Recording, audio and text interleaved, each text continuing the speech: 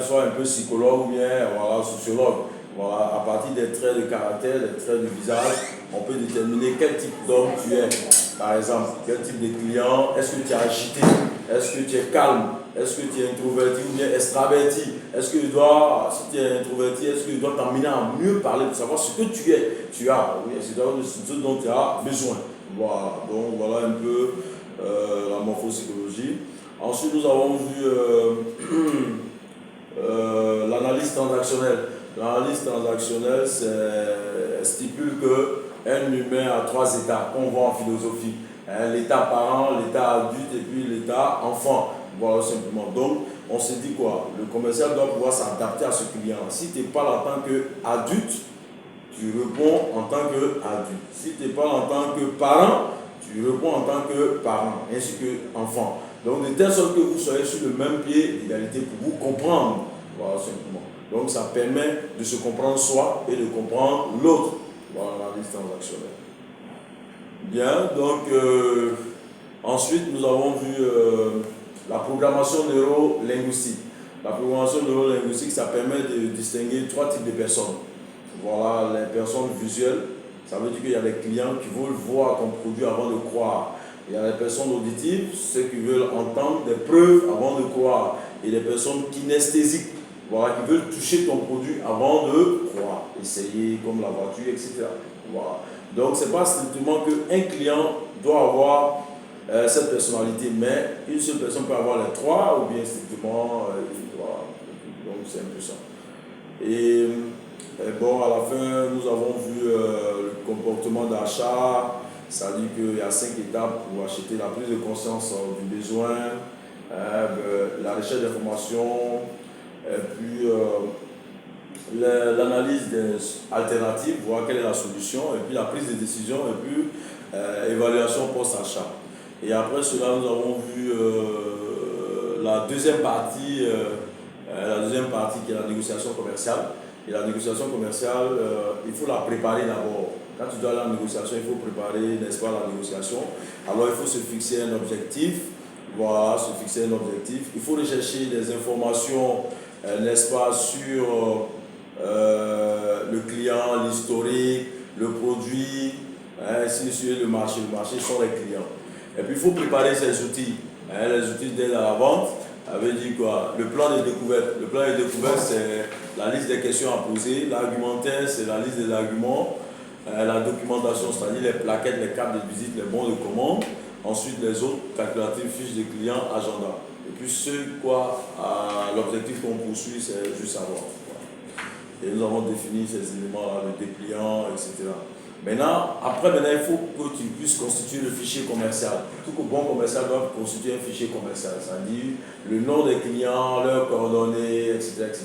Voilà. Dès que tu as un client, il faut avoir cette fiche-là et la renseigner. Et ça forme ce qu'on appelle le fichier commercial.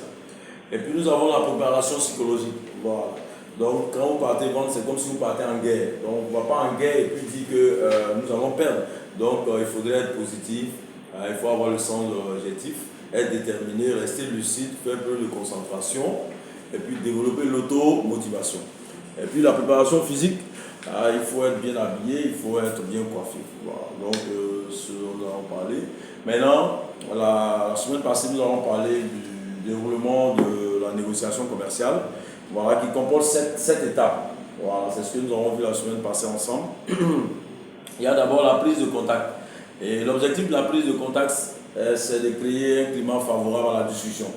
Voilà, ça veut dire que tes premiers gestes, tes premiers mots, les premiers centimètres de ton visage, etc., voilà, doivent compter. Parce que dès que le client te voit, il se fait une impression de vous.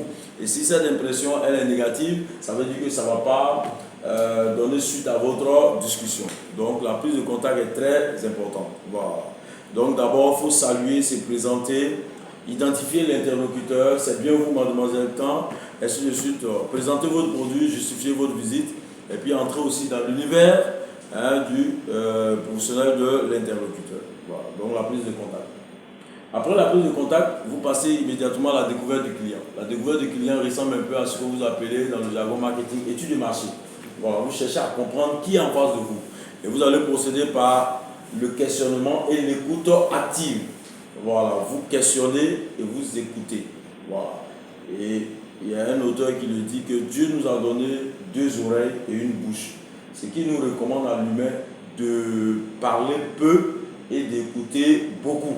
Donc c'est ce qu'on demande au commercial. Quand tu es en face d'un client, il vaut mieux l'écouter plus et parler moins. C'est le client qui doit plus parler. Et puis ensuite, vous pourrez faire la synthèse. Donc on a dit le vendeur doit maîtriser le questionnement et puis adopter une attitude incitant le client à parler. Voilà. Donc si le client ne parle pas, tu ne sauras pas ce de quoi il a besoin. Donc pour cela, il y a des questions à utiliser. Nous avons les questions fermées, questions ouvertes, questions en écho, alternatives et reformulation. Voilà. Donc quand tu reformules, le client sent que tu l'as compris. Voilà, simplement. Voilà. Et maintenant, quand le client n'est pas trop bavard, vous choisissez une alternative. Voilà, donc vous lui posez une question. Voilà. En écho, c'est-à-dire. Voilà, donc pour que le client puisse expliciter ce qu'il a envie de dire réellement. Voilà. Et les questions ouvertes vont te permettre de savoir qu'est-ce qu'il pense. Voilà. Les questions fermées, ça lui permet d'avoir un seul choix. Voilà, simplement. Voilà. Bien, donc, voilà ce que nous appelons la découverte. Voilà. Du questionnement, il y a un exercice qui suivait, mais c'est quand on va finir totalement, quand on reviendra vers l'exercice. Et après la découverte, l'étape qui suit, c'est la présentation du produit et puis l'argumentation. Vous savez que le produit ou le service ne parle pas. Le produit est mieux. Donc en présentant le produit, il faut l'accompagner d'un raisonnement. Voilà, ça dit que vous apportez l'argumentaire, etc. Vous donnez les avantages que le produit peut apporter au client, etc. etc. Voilà, simplement. Donc, par exemple, cette machine vous permettra, n'est-ce pas, de faire des économies par rapport à votre équipement actuel. Voilà. Donc, dès que tu dis qu'il va faire des économies, déjà, ça l'incite. Voilà, voilà, chacun aujourd'hui, avec la vie qui devient dure, on va faire des économies. Voilà. Donc, voilà un peu ce qu'on appelle. Maintenant, pendant la présentation, il faut utiliser le système AIDA, l'attention, l'intérêt, le désir et l'action. Voilà, donc, pour préparer aussi l'argumentaire, il faut se poser quelques questions.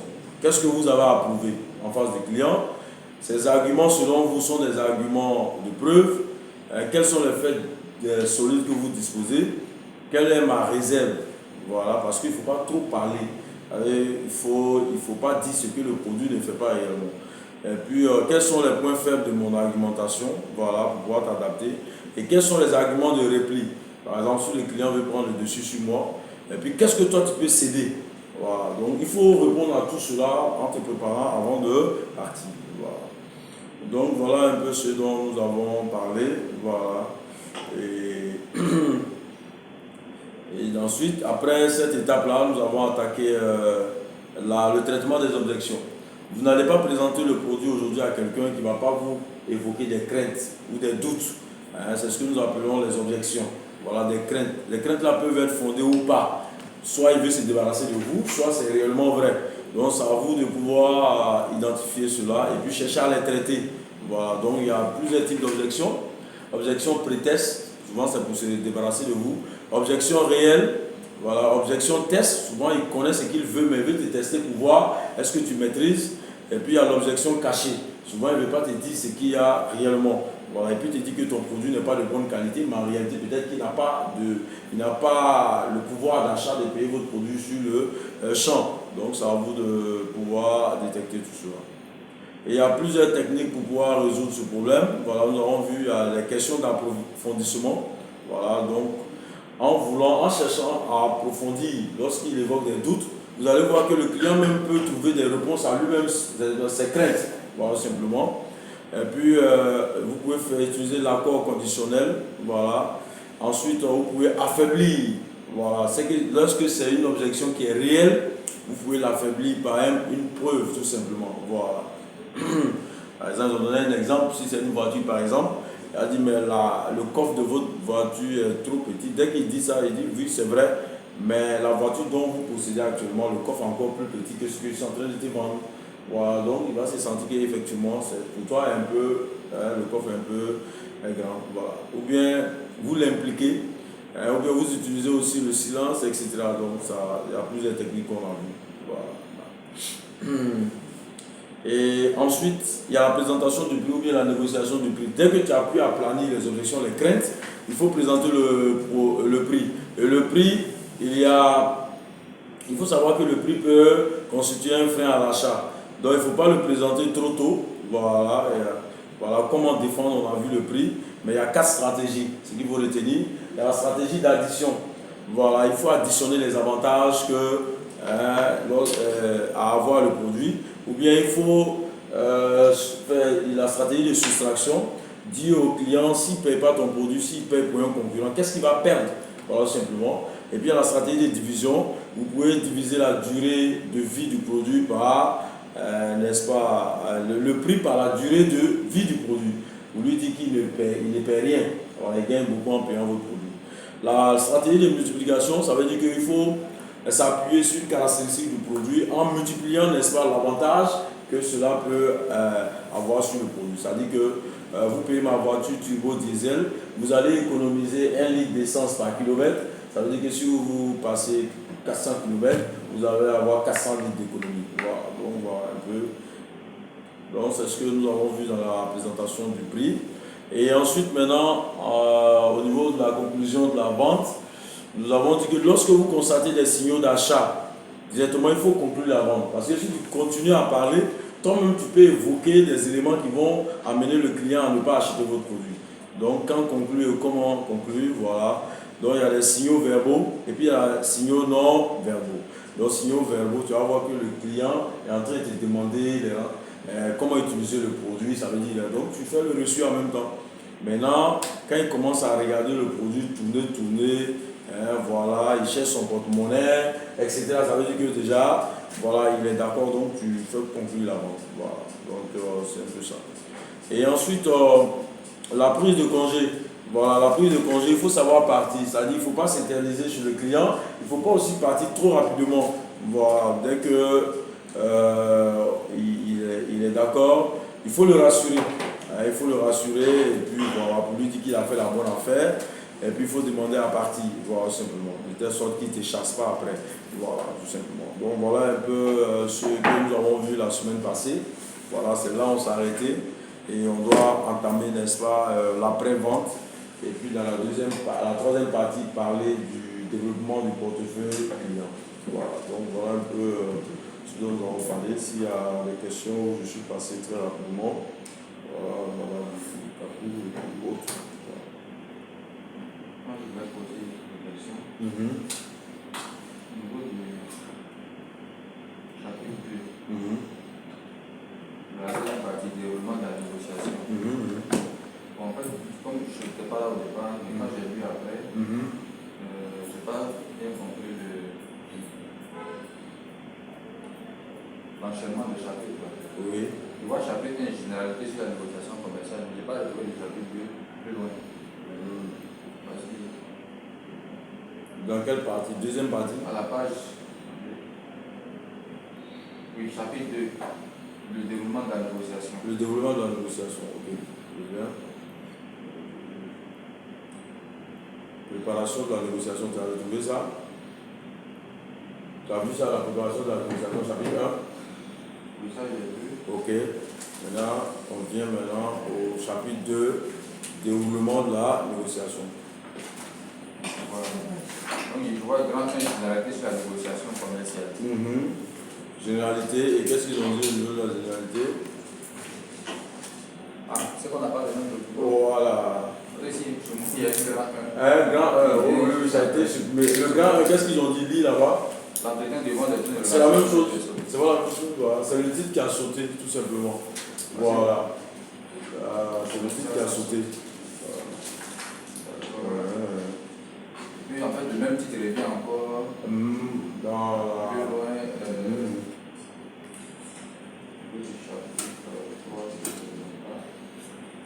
Je vais convertir pour envoyer en WhatsApp, mais après je vais apporter des modifications, mais il n'y a pas, le contenu n'est pas, changé. Oui, en fait, c'était déjà là. Voilà. La préparation. Voilà.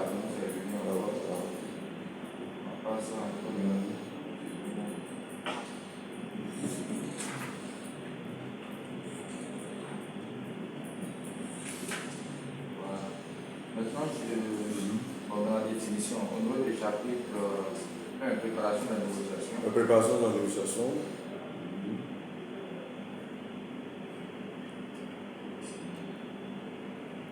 La page 19. Oui, préparation de la négociation, on est sur la préparation. En d'autres termes, c'est aussi un acte de négociation. Tout ça. En d'autres termes, c'est aussi un acte de négociation entre deux protagonistes, recherchant le meilleur accord possible en vue de préserver leur intérêt réciproque. Mais comme on a en train de définir la négociation, voilà. Le terme négociation. Oui, négociation, oui. Voilà, c'est le terme négociation qu'on entend, c'est un acte de négociation. Ça veut dire que si on dit qu'est-ce que c'est que la négociation, c'est aussi un acte de négociation entre deux protagonistes. Ça veut dire que quand vous négociez, c'est chacun a ses intérêts. Et vous voulez rechercher, n'est-ce pas, le meilleur accord possible en vue de préserver, n'est-ce pas, vos intérêts. Voilà, c'est la négociation qu'on est en train de définir. C'est une discussion entre deux protagonistes. Voilà, tout simplement. On peut dire que c'est un processus, on peut dire que c'est une discussion, voilà, simplement. Voilà. Maintenant, quand on dit un acte de négociation, c'est encore la discussion encore. Voilà, ça veut dire que vous étayez plus. Voilà. Maintenant, le cinquième point, il y a la fixation des objectifs. 5.1 à la page 20. À la page 20. Où on parle de quoi? Fixation des objectifs. 5.1. Voilà, fixation des objectifs. Oui, fixation des objectifs. C'est avant ça. Avant.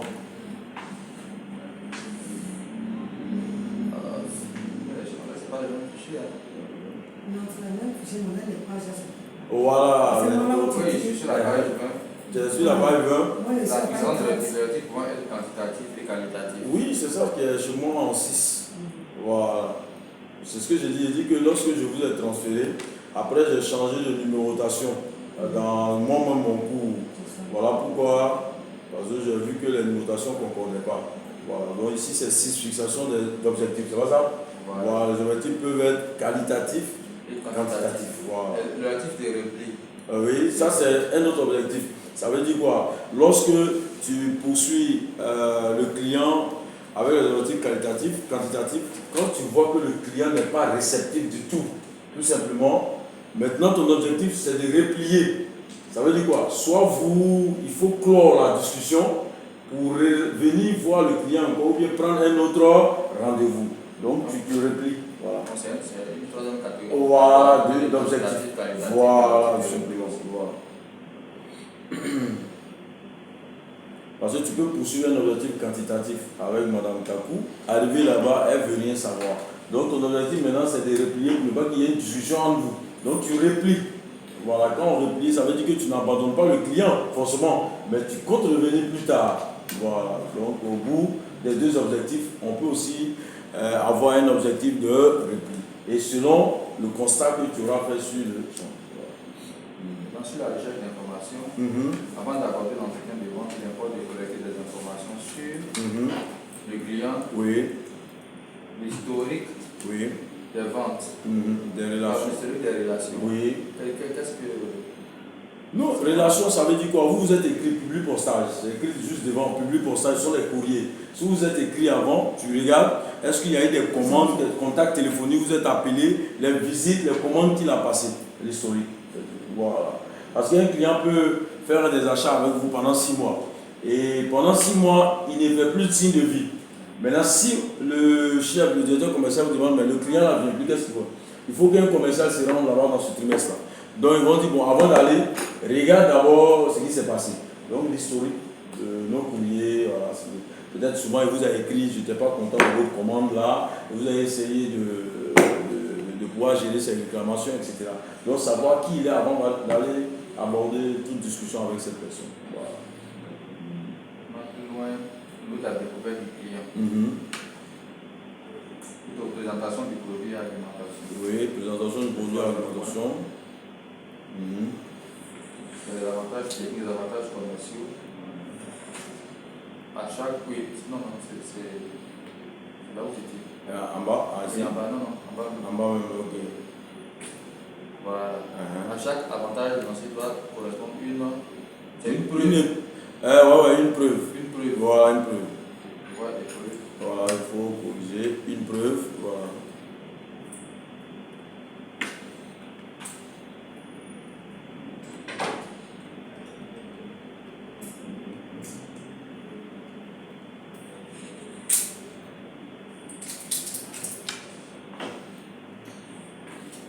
trop. Oui.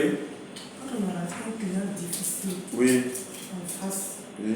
quelle est la méthode qu'on doit adopter? Lorsque vous avez un client difficile, c'est vous qui devez être son contraire. Voilà, vous devez être plus souple et puis peut-être accepter ses caprices dans les premiers instants. Et puis il faudrait aussi que toi tu saches pourquoi elle est difficile. Parce que ça dépend. On ne sait pas pourquoi elle est difficile. Peut-être qu'il a une expérience avec votre entreprise. Voilà. Ou bien lui-même de nature, il est difficile. Voilà. Donc, vous allez chercher d'abord à comprendre. Si c'est un problème avec votre entreprise, il faudrait que tu saches ça. Ou bien si c'est quelqu'un de difficile, il faudrait que aussi tu saches ça. Maintenant, quand tu sais ça, il faudrait que tu puisses peaufiner une stratégie. Voilà, tout simplement. Ou bien aborder quelqu'un. Par exemple, ça peut être quelqu'un, tu es allé dans une entreprise pour faire signer de l'assurance aux membres d'une entreprise et c'est lui qui doit décider. Mais il se trouve que c'est quelqu'un qui est difficile. Donc ça veut dire que dans l'entreprise, il faudrait approcher quelqu'un qui le connaît mieux, avec qui il a vécu. Voilà, cette personne a l'impression que cette personne est comme ça. Voilà, comment s'y prendre avec lui, etc. Qu'est-ce qu'il aime, qu'est-ce qu'il n'aime pas, etc. Et à vous maintenant de pouvoir voir quelle est la stratégie que vous allez adopter pour prendre un rendez-vous avec lui, pour pouvoir le faire parler, pour pouvoir le faire décider. Parce que même quand on dit qu'il est difficile, mais forcément certains pourront mettre une stratégie en place pour pouvoir avoir. Sinon, il n'y a pas de stratégie standard. On dit, bon, quand un client est difficile, voilà, chaque client a ses réalités. Voilà, donc il faudrait que tu puisses le connaître. D'abord, identifier le problème. Si c'est quelqu'un qui a un comportement difficile, ou bien c'est quelqu'un qui a eu un problème avec votre entreprise, voilà, là tu sauras comment maintenant t'affûter les armes pour pouvoir venir le rencontrer. Mais si tu ne sais pas pourquoi elle est difficile, on dit qu'elle est difficile, bon, tu vas tout faire, tu ne pourras pas. Voilà, simplement. Tu vois, par exemple, on dit qu'elle est difficile. S'il est difficile de nature, ça veut dire que dans l'entreprise, tu essaies de joindre quelqu'un qui est ouvert et tu dis, je dois croiser ce monsieur à mon avis, il est un peu difficile. Il va te dire, c'est comme ça, il est. Hein. Mais si tu veux, voilà. Et tout comme ça. Voilà, simplement. Donc la personne peut lui donner une idée de lui. Voilà, il aime recevoir dans la matinée, il aime recevoir le soir, voilà, etc. Voilà. Donc, c'est un peu ça. Donc, quand la personne va te donner ces idées-là, ça pourra. Maintenant, si il a eu un problème avec votre entreprise, il va falloir qu'on te dise quel était le problème. Et face à lui, maintenant, tu pourras lui dire que peut-être que l'entreprise a changé de main, voilà, ce n'est plus la même politique, etc. Donc, ça, c'est en fonction de ça, vous pourriez peut-être pouvoir prendre le dessus sur lui. Sinon, il n'y a pas de formule standard. Mais il faut chercher à le connaître d'abord le problème, pourquoi il est ici. Voilà, tout simplement. Voilà. Maintenant aussi, quelle est la stratégie, peut-être la méthode pour aborder un nouveau client? Parce que généralement, par expérience, on se rend compte que il faut, pour la plupart du temps, il faut connaître quelqu'un dans une entreprise qui puisse permettre de pénétrer dans cette entreprise. Mais sinon, ce n'est pas vraiment facile de premier abord. Voilà. Quand tu arrives au premier abord, même le pas facile. Est-ce qu'il y a une stratégie, il y a une manière de pouvoir pénétrer une entreprise dont on n'a pas de contact? Voilà. C'est toujours ce que j'ai dit par rapport au premier module, ça dit l'étude de marché. Ça dit quoi? Lorsque vous voulez avoir de nouveaux clients, c'est simple. Il y a les annuaires. Voilà, vous pouvez consulter les annuaires. Ça dit que si tu connais l'entreprise, tu prends l'annuaire par exemple. Voilà, tu connais l'entreprise, tu appelles la secrétaire, tu peux prendre rendez-vous avec quelques personnes que tu ne connais pas, tout simplement. Vous dites qui a le pouvoir de décision dans cette entreprise. Parce que si tu veux utiliser comment gagner de nouveaux clients, chez nous, on va dire tu vas pratiquer ce qu'on appelle la prospection sauvage. C'est-à-dire n'importe qui tu le doutes, tu vas la brosser. Or, souvent, ça ne donne pas des effets escomptés. Voilà, simplement. Donc, avant d'aller dans une entreprise, même quand tu ne connais pas quelqu'un, tu prends les renseignements sur l'entreprise. Il y a les sites des entreprises, etc., où elles sont situées, etc. Donc, tu peux t'y rendre. Pourquoi pas même prendre des renseignements sur l'entreprise, leurs produits, etc. Et par ça, par ce biais-là, vous pouvez croiser quelqu'un et puis échanger les numéros. Et puis, lui va plus te donner plus d'informations sur l'entreprise. D'abord, pour le commercial, d'abord c'est la volonté et puis le courage. Voilà, de pouvoir faire toutes ces courses-là, pour pouvoir savoir, n'est-ce pas, comment rentrer. Maintenant, ils vont te dire, ah, ici, si on vient, bon, c'est le directeur, c'est le chef d'achat, c'est lui qui reçoit souvent les commerciaux d'assurance, voilà. Il est là de telle heure à telle heure, voilà son bureau, bien voilà son comptable, voilà son mail, etc. etc. Ou bien avec la secrétaire, prendre un rendez-vous à elle, venir présenter d'abord tes services, pour dire que tu veux t'entretenir avec les travailleurs de l'entreprise, soit entre midi et 2, etc., etc. Et puis bon, vous avez le contact, vous échangez, voilà, vous pouvez vous inviter quelque part, même hors d'entreprise, voilà, donc ça peut, tu peux le croiser bien avant même d'aller à l'entreprise, tu as lu là-bas l'entreprise, tu prends son numéro croisé, et tu lui parles de vraiment ton objectif par rapport à l'entreprise, de bien fondé. Et puis bon, je pense que ça peut prendre. Voilà. Sinon, dis que bon, il y a une stratégie, bon, je vais sortir, bon, il faut toujours étudier, ça dit prendre des renseignements. Il y a les banques de données, il y a les annuaires, il y a les magazines, etc. où tu peux t'informer sur telle entreprise. Comme toi, ton cas dans l'assurance, c'est les entreprises. Voilà. Si tu connais l'entreprise, il faut connaître la localisation. Et souvent, tu t'y rends. C'est comme j'avais une cousine chef d'agence, elle voulait aller présenter des produits de sa banque. Donc, elle m'a demandé, elle veut aller au CPC des 13 villes, etc. Je lui ai dit, bon, tu vas, tu demandes après temps, le syndicaliste temps. Voilà, il a cours tel jour. Voilà, elle s'appuie sur moi. Moi, je suis dans le corps, mais je ne suis pas là-bas. Mais j'ai des collègues, donc on a fait la formation à l'ITNET et ils se sont retrouvés là-bas. Donc, elle allait s'entretenir avec eux, tout simplement. Voilà. Donc c'est un peu ça. Quand tu arrives, le vigile peut t'indiquer, tu attends et puis après, voilà, on peut te permettre. Mais il faut que tu saches où tu vas, dans l'annuaire, quelle est la localisation de l'entreprise. Voilà, c'est ce qui va te permettre d'avoir les clients. Et il y a certaines personnes même qui vont à la salle des profs et s'asseyent. Dès qu'il y a un enseignant qui est en pause, il vient à la salle, elle accoste l'enseignant et elle parle. Voilà, simplement. Même tu peux passer par les syndicats aussi. Les syndicats d'enseignants, les syndicats de leur... Tu peux venir croiser le secrétaire général du syndicat de l'entreprise, tout ça. Voilà, lui encore même, il sera plus par rapport à la direction, il sera plus ouvert. Voilà, simplement. Peut-être que vous allez lui proposer peut-être des motivations, s'il a pu rassembler une clientèle pour vous, le bien fondé. Donc, il va vous aider dans ce sens-là. Voilà, donc voilà comment je pense que vous pouvez, n'est-ce pas, avoir certains clients, nouveaux clients. Mais c'est un point. Oui, allez-y. Sur lequel je ne sais pas arriver. Sur la prise de congé. Ouais, la prise de congé, ok. La prise de congé, c'est que en trois étapes pour rassurer votre client. Et ensuite, il y a. Rassurer votre client, oui. Mettez la vente en place. On avait déjà conclu la vente. Oui. Dans l'exemple, on a dit que quand on dit la vente en place, ça veut dire par exemple, vous parlez du produit, comment le client peut utiliser le produit. Tu vois un peu? Parce que c'est pas, tous les produits ne se ressemblent pas. Voilà, tous les produits ne se ressemblent pas. Par exemple, si c'est un appareil qu'on doit installer, voilà, vous rassurez d'abord le client et vous lui dites comment on peut mettre le produit, si c'est une antenne, comment installer. Voilà, c'est dans cet exemple-là que j'ai pris. Voilà. Mais si c'est un pain, est-ce que tu vas mettre, la personne a payé un pain, est-ce que tu peux mettre la vente en place? Non. Mais la personne paye un appareil, passe la commande de l'appareil, et je l'ai dit en exemple, je viendrai avec un monteur pour installer l'appareil. J'ai pris dans le cas du montage, voilà, d'un appareil par exemple. Voilà, simplement. Un appareil que le client même ne maîtrise pas. Voilà, c'est l'exemple que j'ai pris. Voilà. Parce que si tu vends un appareil, tu ne lui montres pas comment on l'utilise, c'est comme si tu n'as pas fait le suivi du client. Voilà, c'est comme un suivi du client. Voilà. Parce que le client va voir, il m'a vendu, il a disparu. Voilà, donc c'est angoissant, je ne sais même plus comment je vais utiliser, etc. etc. Voilà. Donc j'ai pris l'exemple d'un produit technique, un produit. Maintenant, si toi-même, le commercial, tu peux installer pour lui, il n'a pas de souci. Quoi d'autre?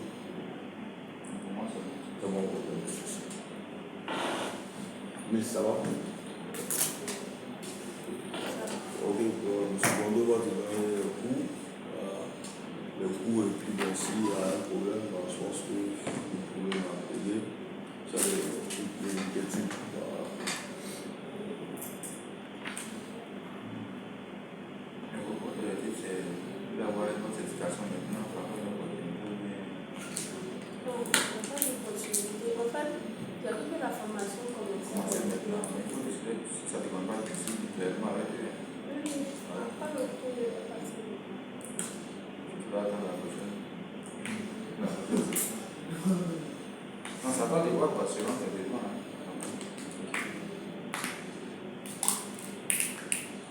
Parce que vous avez déjà composé dans certains sujets.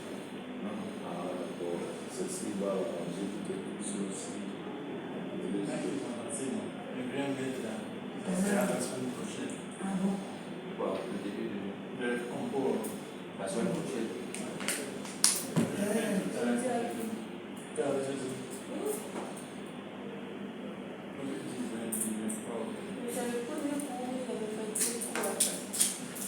Il y a 5 modules au programme. Le troisième module.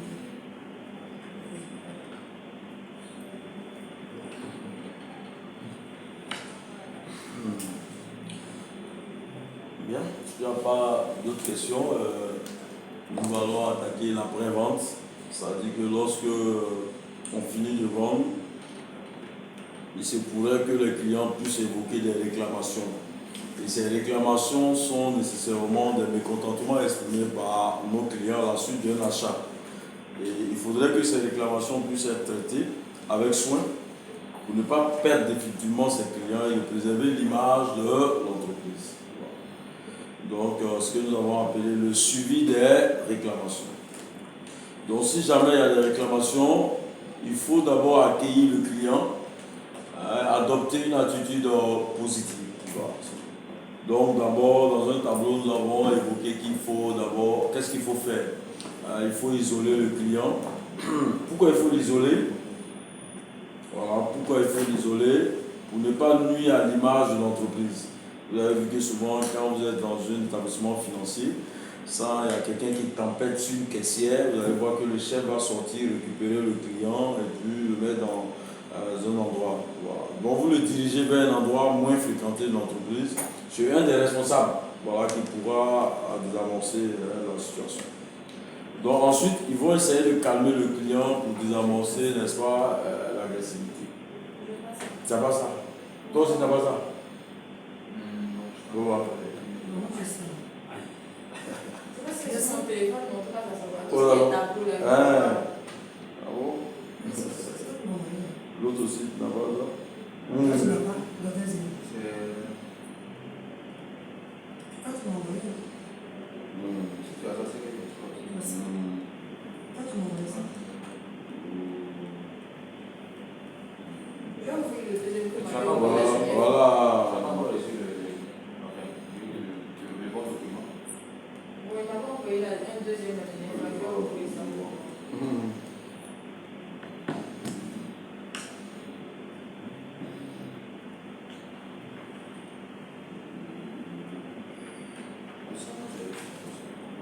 Tu as ça?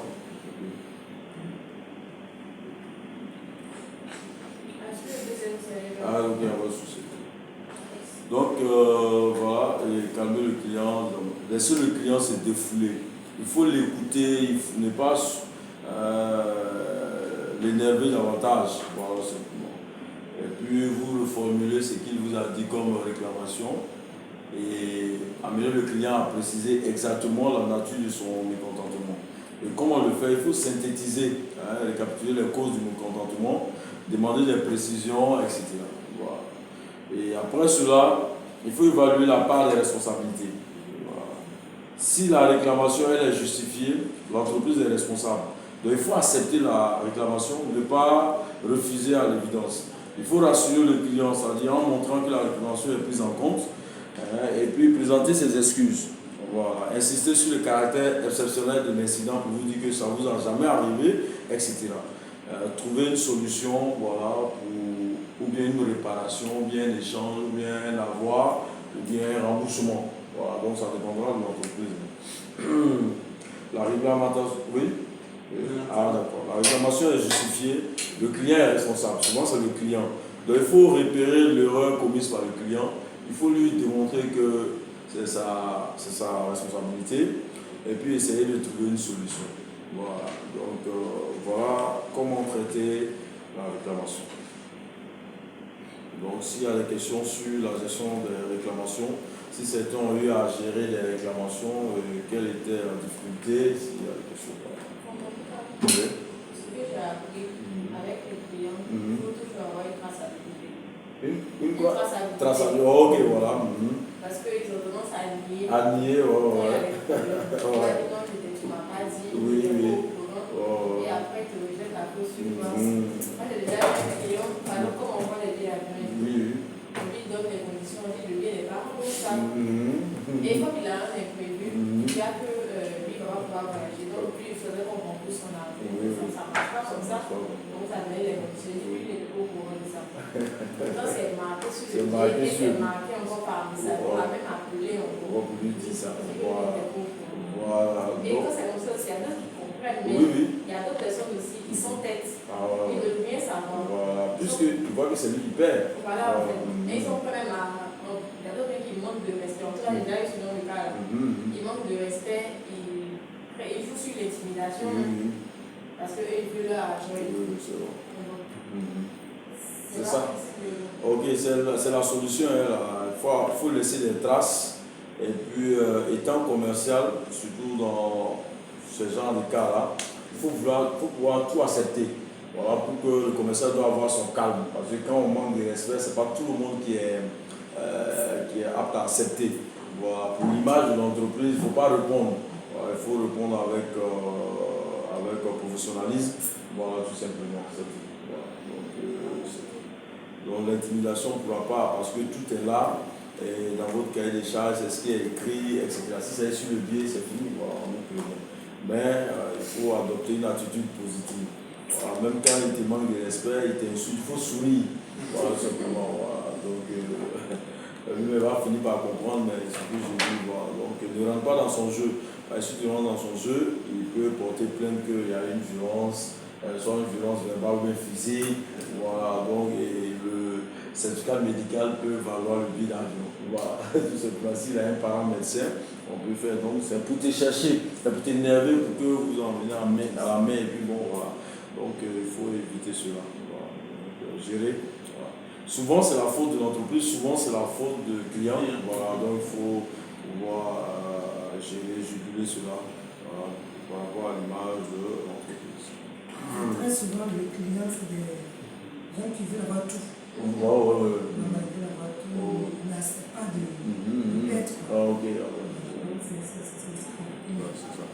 C'est ce que vous dites. Il y a un module où j'ai eu des gens qui étaient dans la banque assurance, ici en technique de vente. C'est ce qu'il y a un qui a dit le même problème, c'est-à-dire que quand tu prends l'assurance des véhicules, il se trouve qu'il y a des assurances qui prennent tout en compte. Et il y a des assurances qui ne prennent pas tout en compte. Au cas d'un sinistre, on ne peut pas tout couvrir.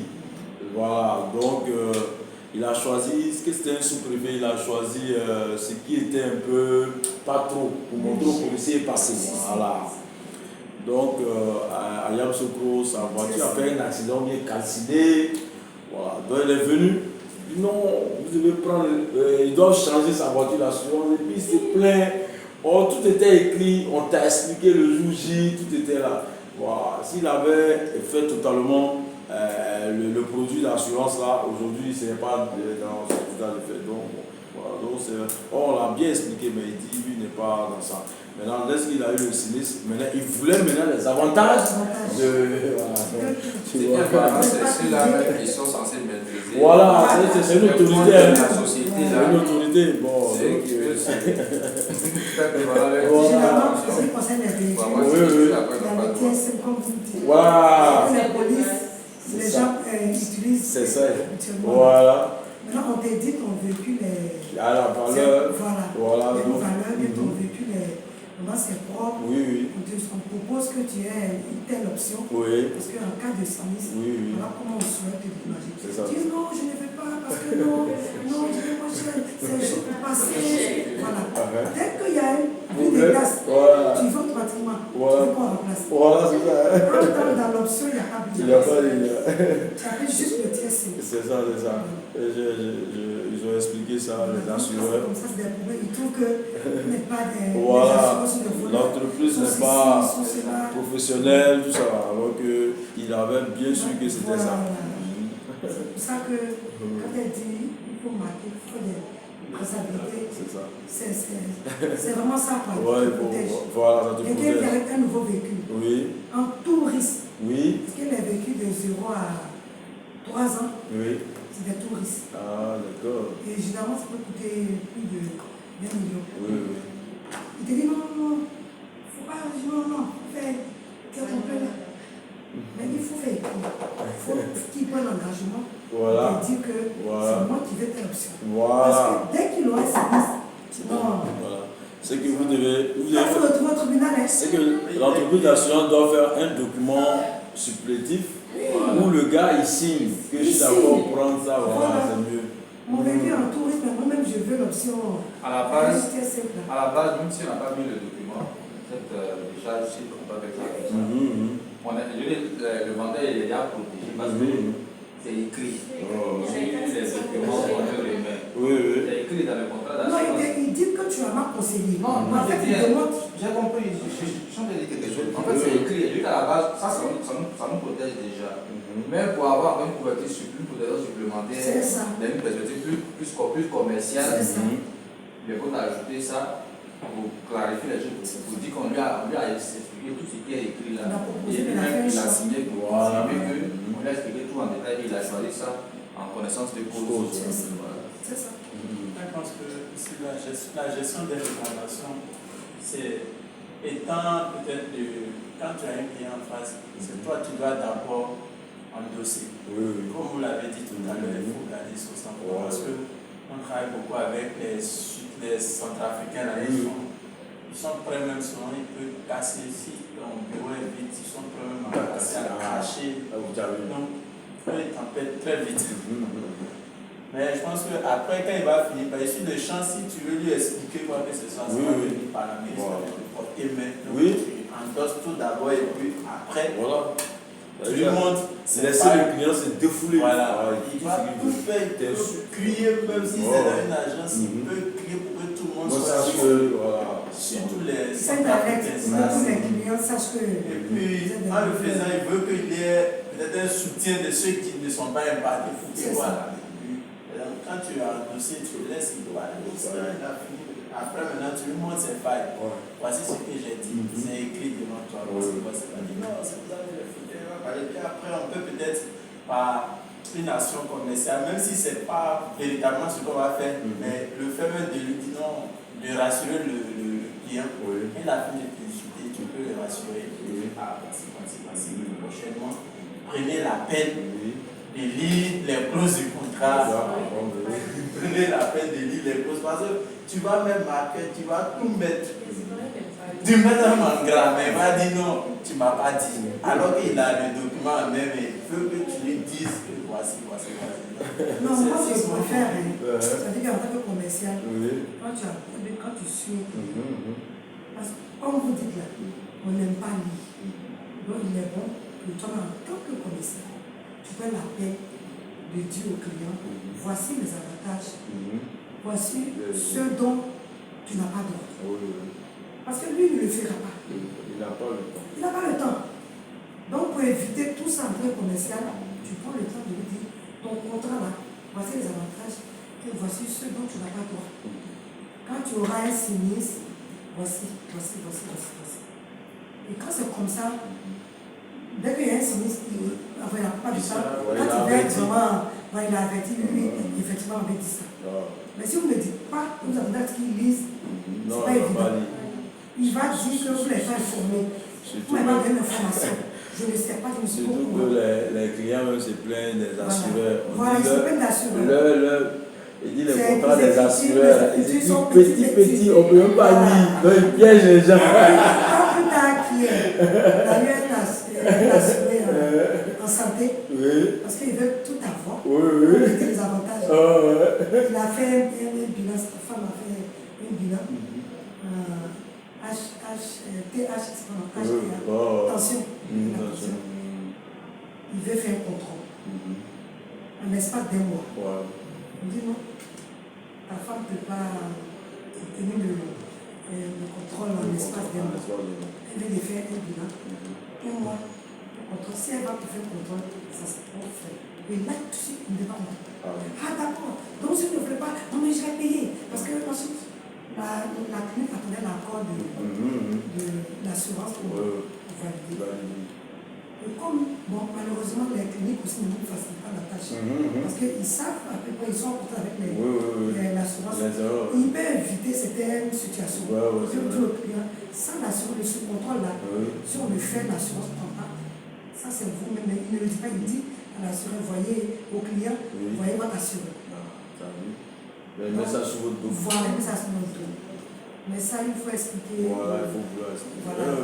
L'énerver, tu le laisses, comme tu le dis là. Et puis après, calmement, tu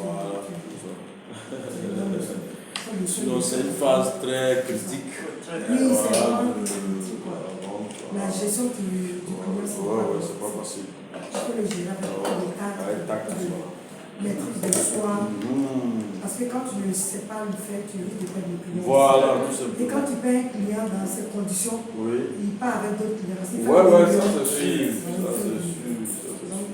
Les choses qu'il faut.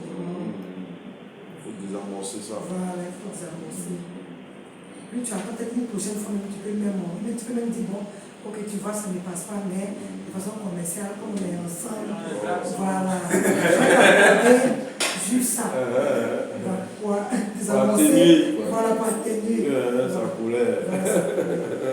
Ils aiment bien ça. Voilà, ils aiment bien ça. Voilà. Il sait qu'il n'a pas le droit, mais tu es obligé de faire l'action commerciale pour atténuer. Et puis demain, c'est lui-même qui dit, mais voilà, elle n'a pas ses points, c'est pas Ça n'a rien fait. Il devient son ambassadeur. Ok. Voilà. Donc voilà ce qu'on pouvait dire avec l'expérience sur la gestion des réclamations. Et ensuite, nous avons le suivi de la vente. Voilà, le suivi de la vente est simple. Voilà. Lorsqu'on procède à une vente, il faut traiter la commande, la transmission du bon de commande, mise en place de la livraison, assurer le suivi jusqu'au règlement. Ne pas oublier au préalable d'envoyer une confirmation de commande. Suivi de la vente, ça veut dire que si vous vendez, si c'est des marchandises en commande, qu'on ne peut pas transporter soi-même, du traitement administratif jusqu'à la livraison, il faudra suivre, n'est-ce pas, la vente. Il ne faut pas laisser tout dans la main du client. Bon, simplement, il faut suivre et après même appeler le client s'il a été livré dans de bonnes conditions. C'est ce qu'on appelle le suivi de la vente. Voilà. Parce que toutes les ventes ne vont pas se passer en même temps avec le client. La vente peut se passer par téléphone et il sera livré dans le mois prochain, la semaine prochaine. Donc le traitement administratif, c'est ce qu'on appelle le suivi de la vente. Voilà.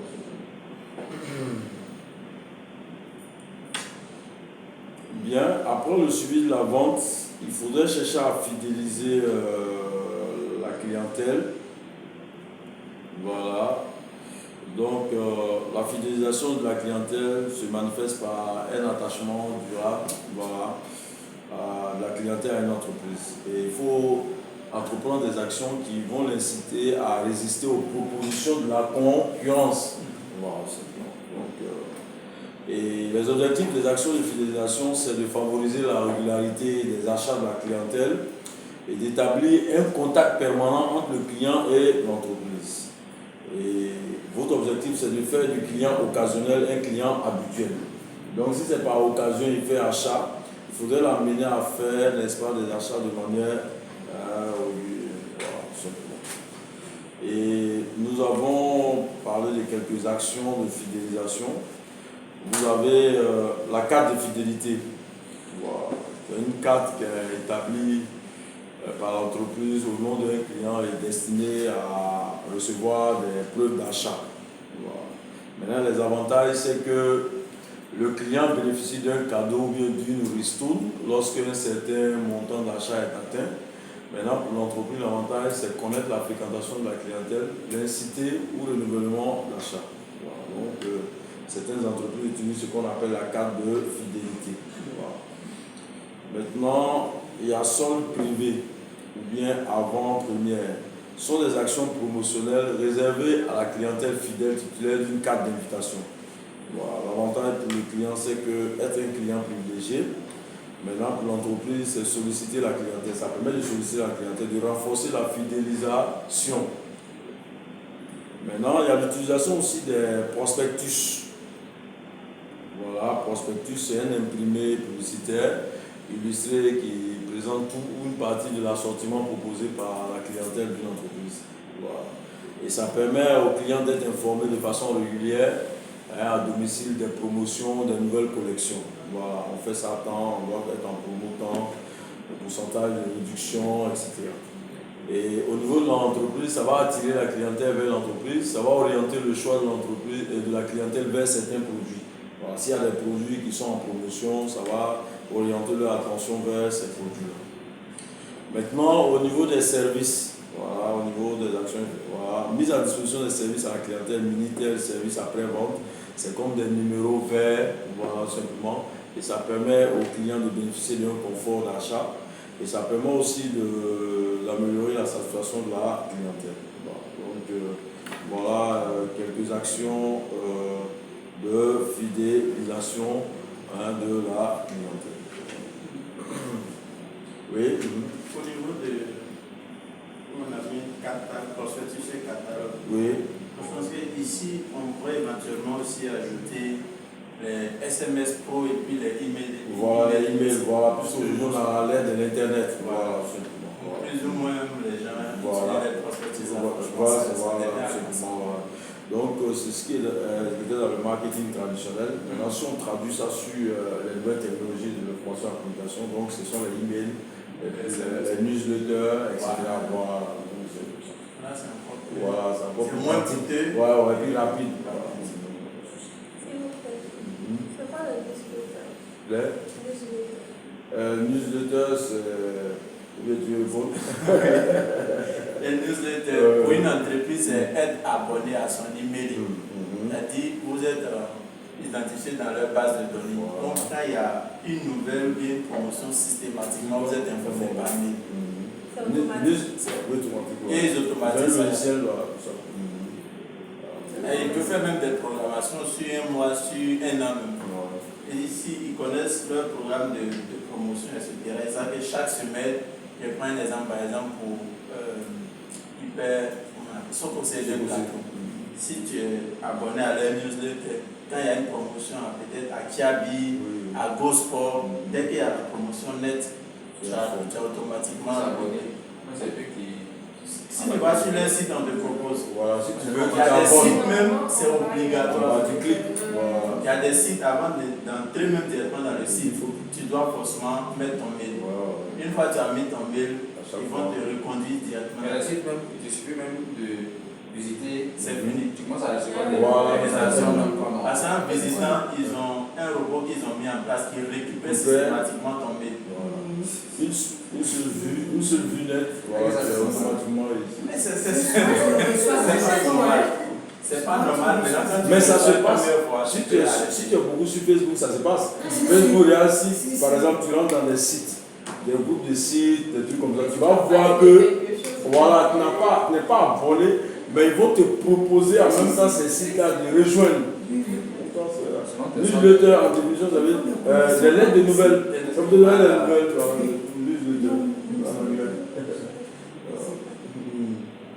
Ça va aujourd'hui, les gens utilisent ça. Parce que pour les bases de données, ça coûte cher. Les bases de données, ça coûte cher. Les gens prennent ça très cher et c'est pratiquement. Il y a des gens qui prennent ça avec AITC. C'est sûr, ça avec AITC, ils s'enrichissent beaucoup. Les bases de données. Orange paye avec eux et c'est eux qui détiennent la plupart des bases de données. Ils vendent ça très informés pour avoir les clients. Donc pour ne pas aller payer cher, c'est ça, tu vois, dans d'autres entreprises, à l'entrée, on dépose un cahier, un registre où on met ton numéro, l'adresse. Ça, c'est pour consulter de façon systématique leur base de données. Donc avec ça, quand ils donnent une promotion, ils ne sont pas obligés de sortir derrière sa machine. il diffuse l'information. Que tu veux ou pas, tu le sois. Donc, voici les bases. On voit bien que les bases de données, on peut filtrer. Il y a d'autres qui donnent avec nom et puis adresse mail et numéro. Ça, c'est encore plus cher. Ainsi, il y a d'autres qui donnent uniquement que le mail. Il y a d'autres qui donnent et le numéro et le mail. Et les gens vendent ça vraiment cher. C'est ce qui fait que les entreprises, pour éviter ces coûts supplémentaires-là, préfèrent même constituer leur base de données avec la fréquentation des personnes qui visitent leur site.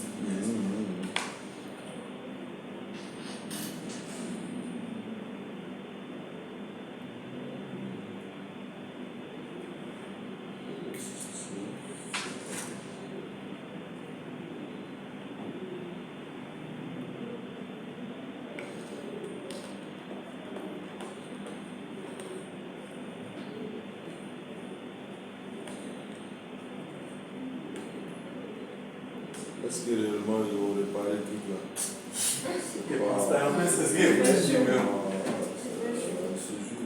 Cette chose, ça fatigue. Oui, mais ça dit derrière. Il faut changer. Si vous ne pouvez pas réparer, vous faites changer les salles aux gens, c'est tout. Ça fait du bruit pour rien. Tu vas boire jusqu'à.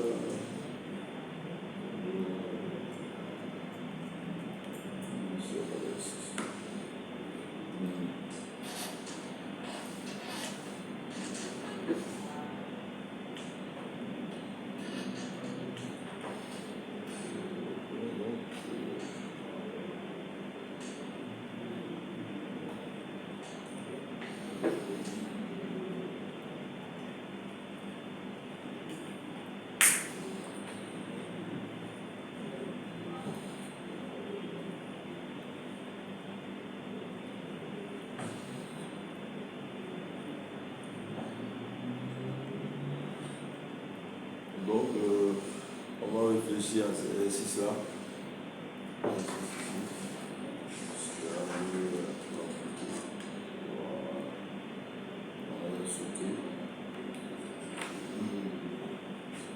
C'est dans la deuxième partie.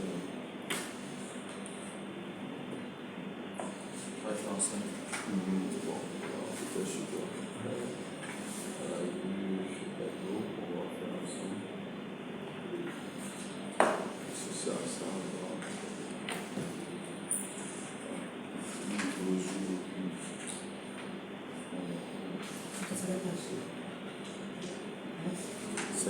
C'est dans la découverte, la négociation commerciale. Et puis au niveau du deuxième, la découverte du client. Juste après la découverte du client, tu reviens. Voilà, ça dépend de chaque document. La base de la pratique.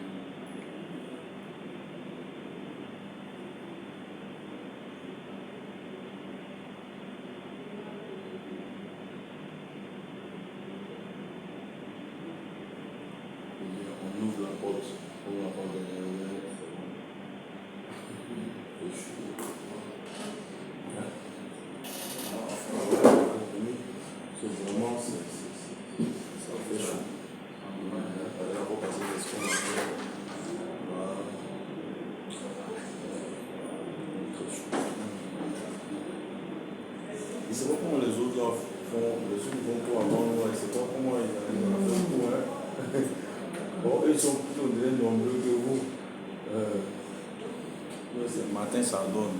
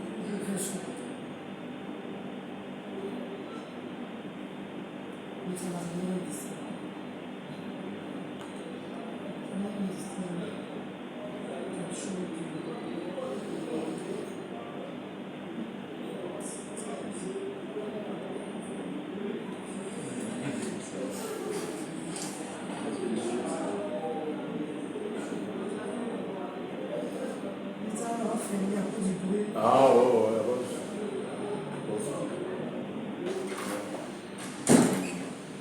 On a acheté le droit à côté. Ouais, ouais, c'est aussi.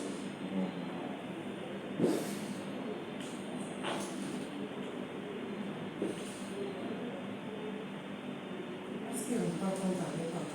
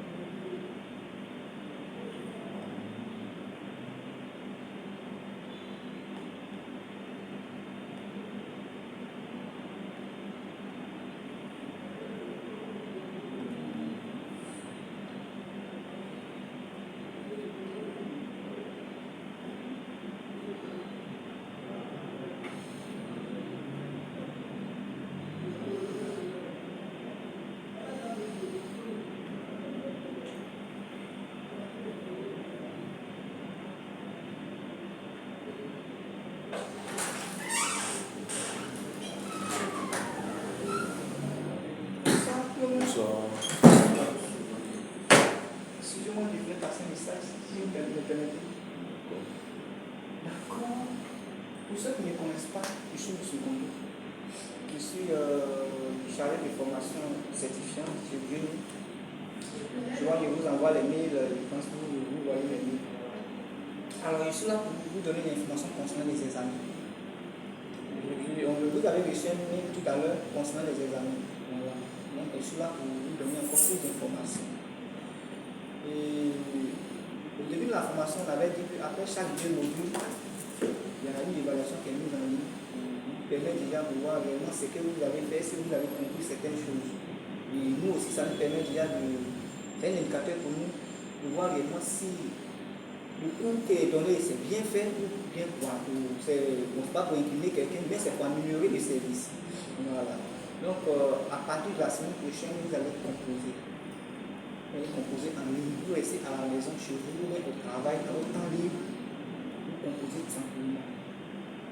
Ce que je voulais dire, la composition, ce sont les QCM. Voilà, c'est une pédagogie purement américaine. Tu restes chez toi et tu reçois le mail. Dans le mail, il y a un lien qui te permet d'accéder à la composition.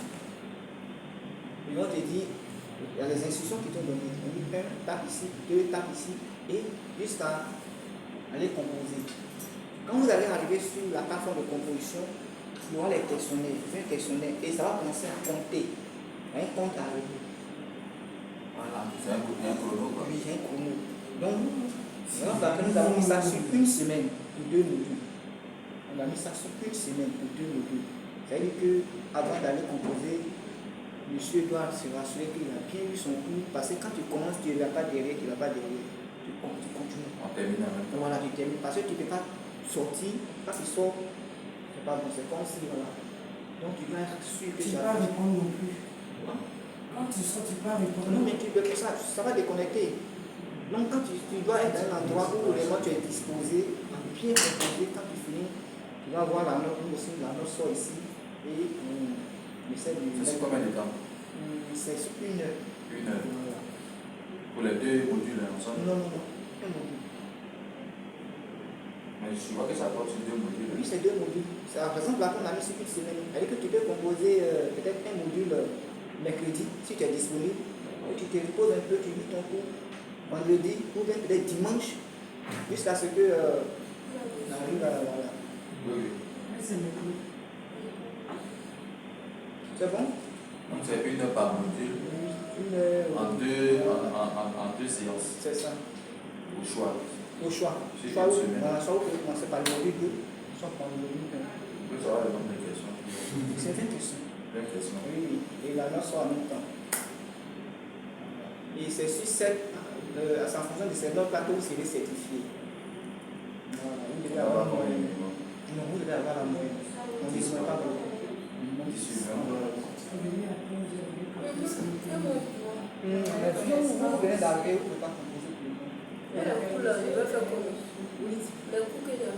Oui, c'est pourquoi j'ai dit, on va vous envoyer les cours, vous allez simplement les lire, mais vous n'avez pas composé, vu que vous n'avez pas fait le cours avec eux. Il va se le donner. Oui, je lis les cours et après tu vas Après, tu vas rattraper. On avait déjà échangé dessus. Non, mais il y avait un peu qu'ils ont déjà fait 2 modules. Oui, je vous avais dit qu'ils avaient déjà fait 2 modules, ils étaient sur le module 3. Troisième chapitre, avec le 3e chapitre, le 3e module. J'ai dit qu'ils avaient fait 2 modules qui sont sur le module 3 qui termine aujourd'hui. C'est ce qu'il avait dit qu'on échangeait dessus. Donc, il va avoir, on va dire, 2 modules. Il va faire 2 modules avec eux. Parce que ça va, c'est déjà fini. Ah oui. Maintenant, les 2 que j'ai ratés, là, ils vont. Les 2 que vous avez ratés, là, vous allez rattraper avec une promotion qui commence bientôt. Oui. Je sais que je n'ai pas reçu de mail. Vous n'avez pas reçu. Et puis avant, vous venez sur le vous pouvez écrire pour qu'il puisse vérifier. C'est tellement compliqué. Reçu. D'accord. Ok. Il y a la fiche d'évaluation à l'intérieur. Ah, mais bon. Secondo, Oui. voir un peu la privatisation. Ça ne fait pas Non, mais c'est bon. Même s'il y a un problème de connexion, s'il y a un problème de connexion, même qu'on n'a pas le fait, c'est fichu, quoi. Bon. On ne peut plus le prendre. Il y a les cas de force majeure. Tu peux être en train de travailler peut-être pour ceux qui ont enfants, et puis l'enfant prend l'ordinateur tombe, l'ordinateur s'éteint. Donc là, c'est indépendamment de ta volonté.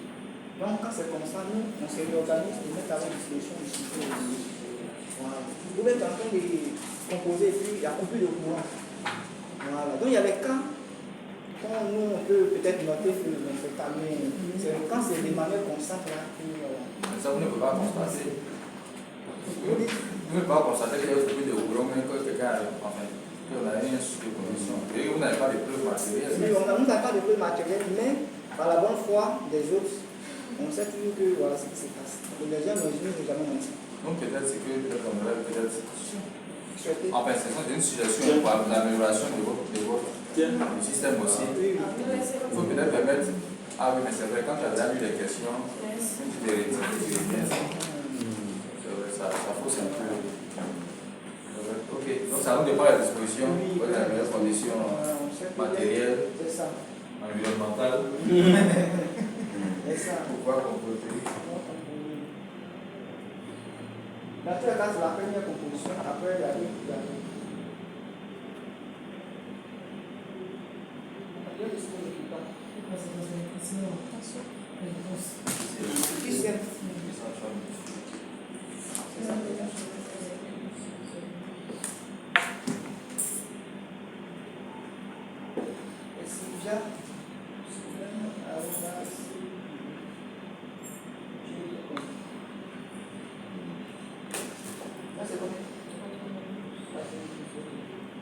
D'accord, on va tout à l'heure.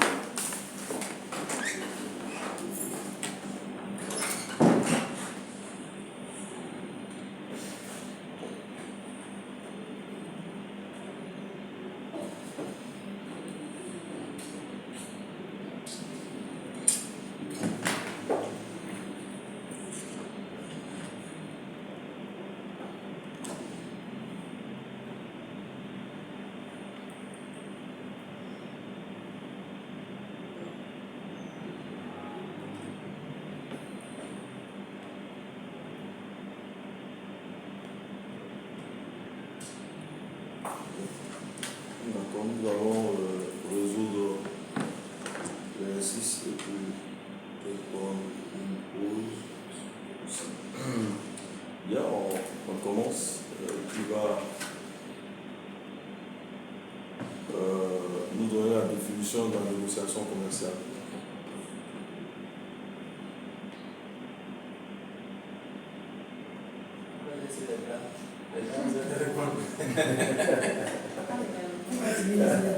La galanterie,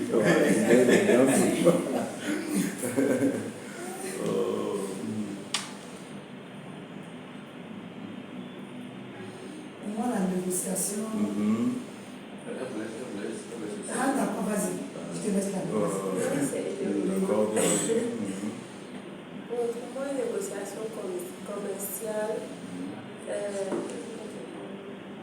c'est une discussion entre deux personnes dans le but de vendre ou acheter un produit. Okay.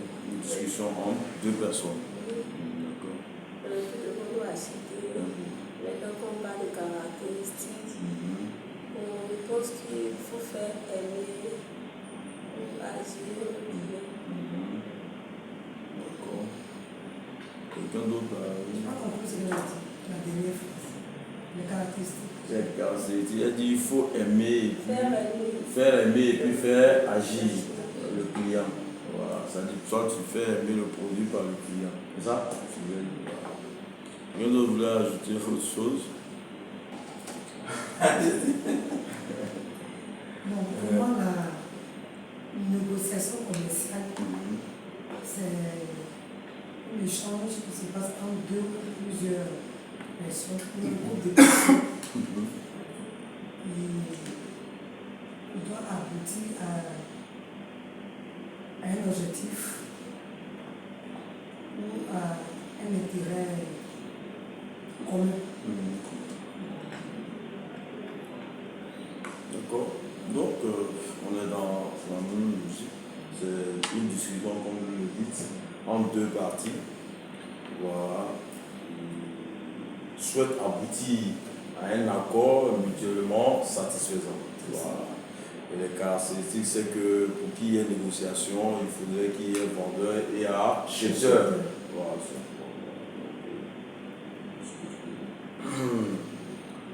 Bien, ensuite, deuxième question. On nous dit quelles sont les informations qu'un vendeur peut recueillir avant une négociation. D'abord sur le client. Qu'est-ce qu'on va décider sur le client? Oui. On va chercher d'abord à connaître les besoins du client. Les besoins du client. À connaître ses exigences. Et puis à connaître peut-être si possible son pouvoir d'achat aussi. Pouvoir d'achat. Vous êtes d'accord? Oui, moi je répondais d'une autre façon. C'est de réunir certaines caractéristiques du client. Les caractéristiques, j'en ai dit, socio-démographiques, les caractéristiques économiques. Et puis, je vais connaître ses besoins aussi. Les caractéristiques démographiques, c'est sa tranche d'âge, là où il habite, son niveau d'études, tout ça. La vie professionnelle, les escales métiers, la tout ça pour dresser un peu son portrait. Voilà, effectivement, dans ce cadre-là, c'est ça. Ça dit connaître le client, ça dit sa fonction, sa localisation, son pouvoir de décision, etc. Voilà. Maintenant, les besoins seront plus pertinents au niveau du marché, parce que le marché étant l'ensemble des clients.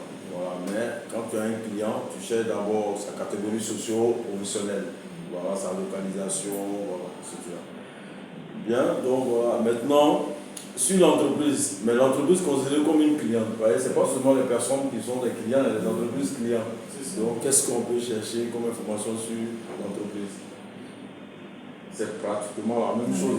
Voilà, simplement, on peut chercher sa localisation, sa raison sociale, voilà, son chiffre d'affaires, sa taille, voilà, etc. Voilà. Et puis son métier. Voilà, simplement.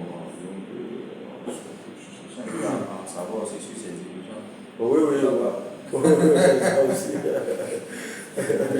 Oui, bon, voilà, c'est dirigeant, voilà.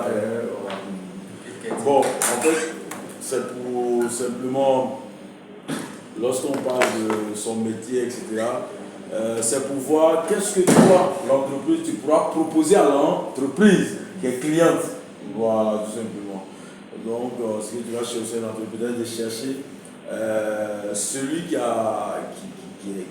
est responsable d'achat, voilà, qui doit te recevoir. Souvent, tu vas connaître le dirigeant, mais ce n'est pas lui qui a discuté avec toi.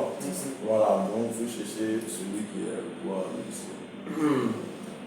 Bien, ensuite, sur son entreprise, c'est-à-dire toi-même, le vendeur de ton entreprise, qu'est-ce que tu dois chercher? Parce qu'il y a des gens qui sont dans les entreprises, ils ne connaissent pas leur entreprise. Ils ne connaissent pas l'organigramme de leur entreprise, et d'autres qui ne connaissent pas le nom de leur patron. Donc, voilà, donc d'autres qui.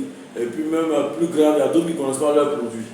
Voilà, il dit, il faut choisir un produit, tu passes à la caisse, tu payes. Bon, voilà, donc allons-y, oui. Connaître les produits de l'entreprise. Très bien. Les services et puis le fonctionnement même de l'entreprise.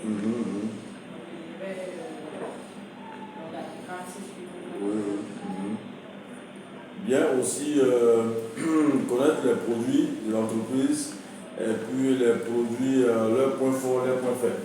Voilà, maîtriser cela.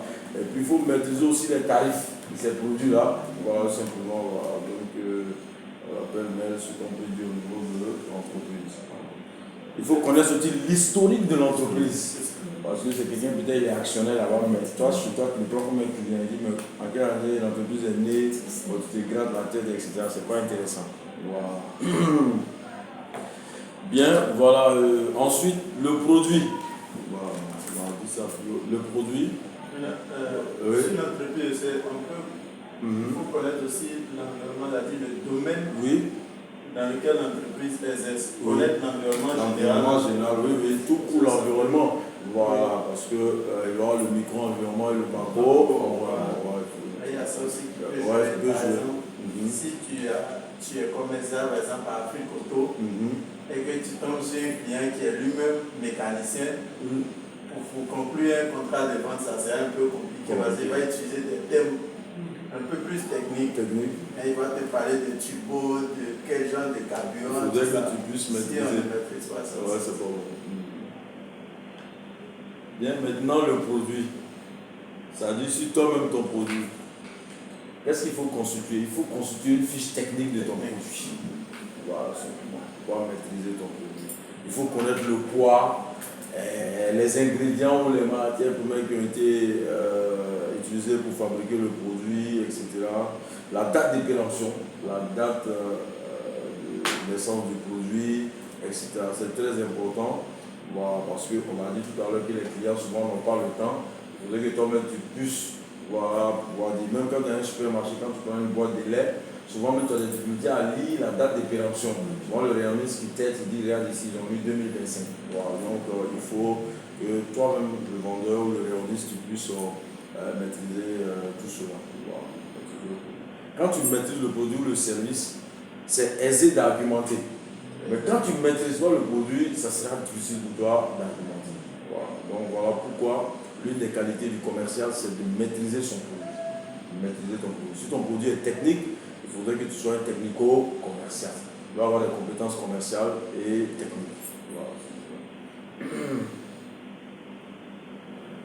Bien, ensuite, sur le marché, les informations sur le marché. Quelles sont les informations sur le marché qu'on peut avoir? Il faut voir la tendance du marché. S'il est porteur ou pas. Il faut voir si le marché est saturé ou pas. Ça te permet de décider. Voilà. Donc, si le marché aussi est concurrentiel, très concurrentiel. Voilà. Donc, voilà, c'est ce qu'il faut chercher sur le marché. Donc voilà ce qu'on pourrait dire au niveau de ces, sauf s'il y a quelques éléments qu'on a oubliés. Le délai par la concurrence. La concurrence, ok. Oui, la concurrence maintenant. Oui, il y a une idée. La concurrence. La concurrence, on va aller chercher les principaux concurrents. Oui, d'abord, il faut chercher qui sont nos concurrents, leur taille, voilà simplement leur nombre. Les produits concurrents, avec leurs points forts et leurs points faibles, voilà. Leur stratégie marketing, c'est-à-dire que le tarif pratiqué par la concurrence, leur circuit de distribution utilisé, et puis leur politique de communication. Voilà. Donc, ça vous permettra, vous, de vous adapter, ou bien d'innover, ou bien d'imiter. Voilà, c'est un peu ça. Bien. La quatrième question, on dit quelle est l'importance de la prise de contact pour un vendeur? Quelle est l'importance de la prise de contact pour un vendeur? Est-elle importante? Si elle est importante, en quoi elle est importante? La prise de contact, c'est une phase cruciale, déterminante pour un vendeur. C'est la première phase de l'amorce de la négociation. Et pour cette phase-là, il faut donner la meilleure impression possible pour impacter le client. Parce que, comme on le dit, on n'aura pas une deuxième chance pour faire une bonne première impression. Donc, d'où la règle des 4 fois 20. Les 20 premières secondes. Enfin, les 20 premiers mots que nous prononçons, les 20 premiers gestes, l'attitude qu'on a, les 20 premiers centimètres du visage, les souris, etc. Voilà. Donc la prise de contact elle est importante parce que le client va se faire une idée de vous et vous-même vous allez vous faire une idée du client, tout simplement. Et lorsque l'impression est positive, ça va engendrer, n'est-ce pas, une bonne discussion. Mais lorsqu'elle n'est pas positive, voilà, ça va freiner la discussion, voilà, simplement. Donc voilà pourquoi elle est importante. Voilà.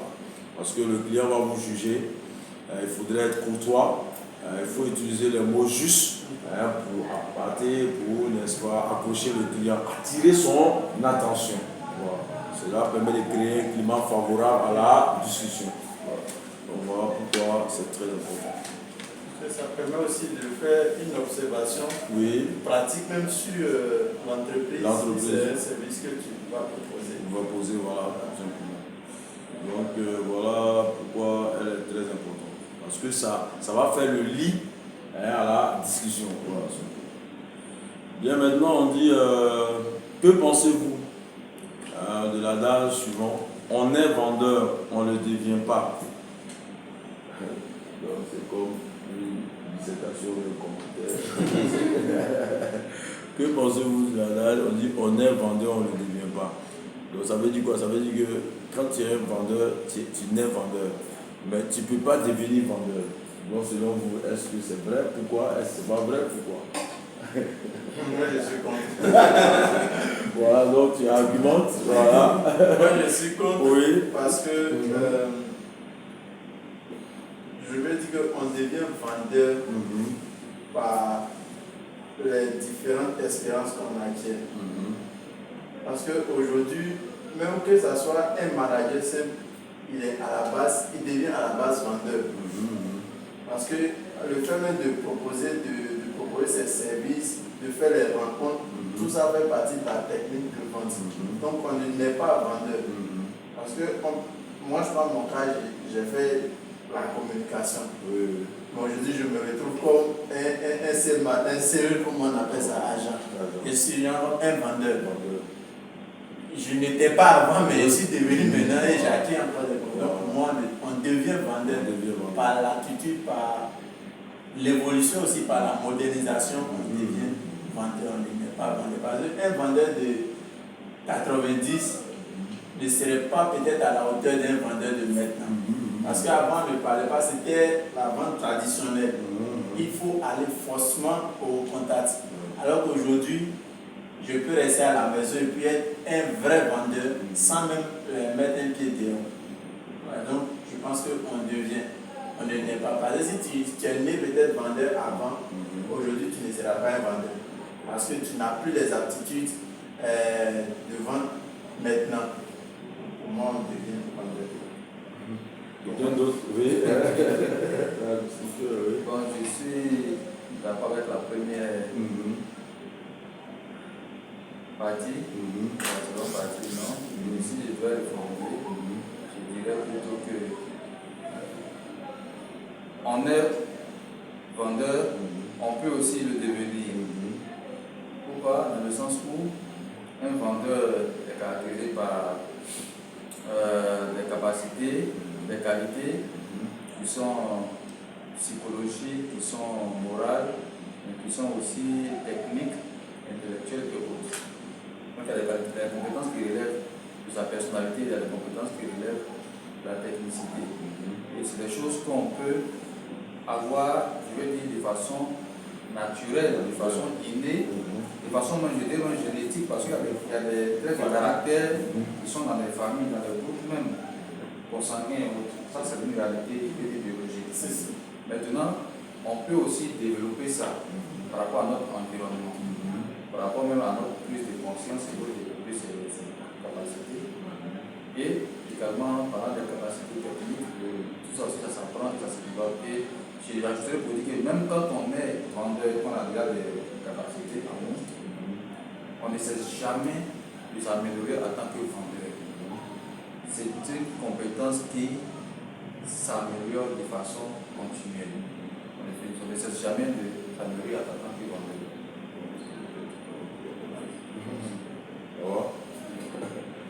Bien, bon, chacun peut appréhender sa manière. Cet adage-là, on dit on est vendeur. Il y a deux sens à ça. On est vendeur, ça veut dire quoi? Ça veut dire, quand on dit on est vendeur, ça veut dire que celui qui est né là, si tu es né, tout compte fait, si tu as envie, tu peux devenir vendeur. On peut comprendre ça comme ça. Quand tu nais, tu es déjà vendeur. Parce que quel que soit Alpha, nous tous, on a eu des moments, on a eu à vendre des trucs de nos mamans, etc. Voilà. Maintenant, c'est le deuxième qui n'est pas ça, on ne le devient pas. C'est dit là-bas, on peut devenir vendeur. Voilà, parce que tu peux sortir pharmacien et avec l'apprentissage des techniques de vente et de négociation, devenir vendeur. Ouais. Maintenant, on est vendeur, c'est comme on a dit ici une fois au cours, ceux qui ont le contact facile. Il y a des gens qui ont le contact facile, ils sont nés comme ça. Ils rentrent facilement dans le bouquin, ils viennent ici aujourd'hui. On pense qu'on l'a connu depuis des années. Et puis bon, il a discussion avec tout le monde, il arrive à convaincre tout le monde. Imaginons qu'il vendait un service ou bien un produit. Voilà, il allait facilement pouvoir. Voilà, je pense que c'est ce qui a fait dire aux gens qu'on est vendeur. Voilà, mais avec l'apprentissage, on peut le devenir. Voilà, tout simplement. Voilà. Donc c'est un peu ça. Maintenant, je pense qu'ils veulent dire que si tu es né pour être vendeur, tu es prédestiné à ça. Ça veut dire que tu vas aller où, tu vas revenir, tu vas. Donc c'est ce que les dit, on ne le devient pas. Tu es né, voilà, tu es allé faire une spécialité, mais ta vraie spécialité c'était ça. Mais avec ton domaine, tu utilises ton domaine pour pouvoir vendre. Tu crées ta propre entreprise et puis tu commences à libérer les gens. Bon, je pense que c'est ce que les gens voulaient dire comme ça. Bien. Sixième question. De nos jours, les entreprises préfèrent recruter des négociateurs plutôt que des vendeurs. Qu'en pensez-vous?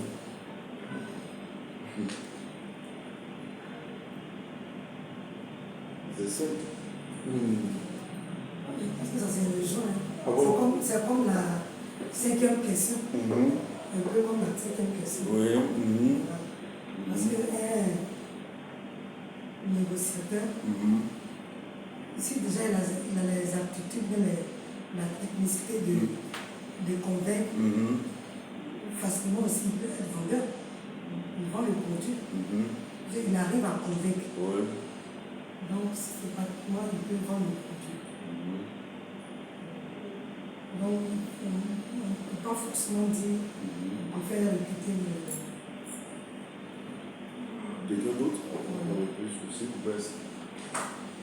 On préfère recruter des négociateurs plutôt que des vendeurs. Moi, je pense que ici, ça dépend du sens qu'on donne aussi. Oui.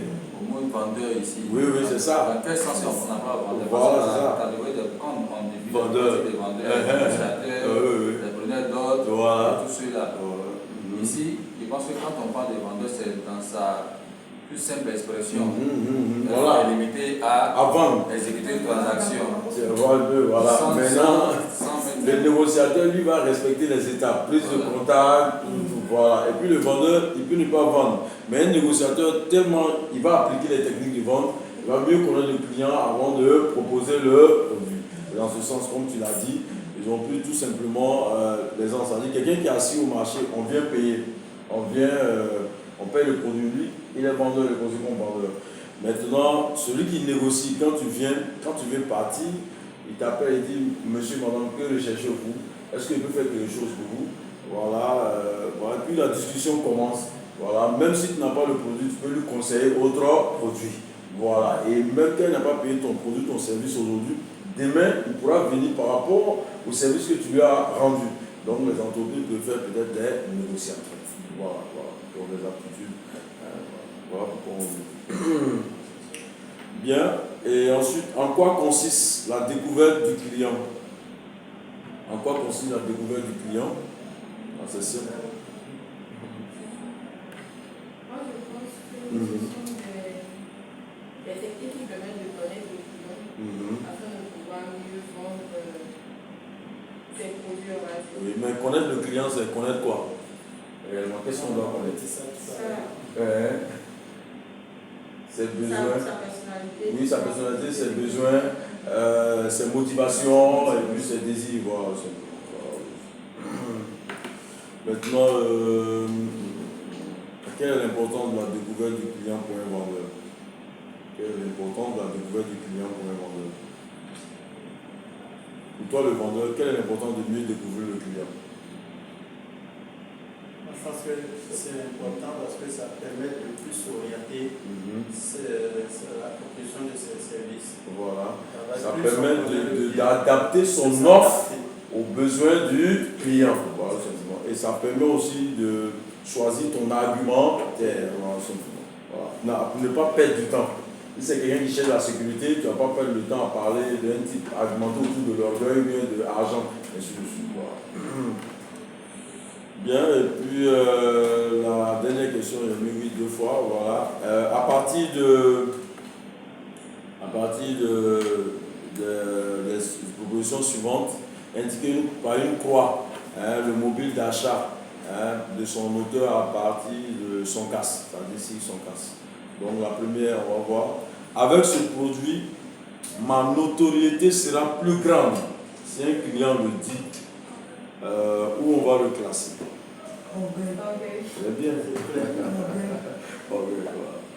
Je veux savoir comment le produit fonctionne.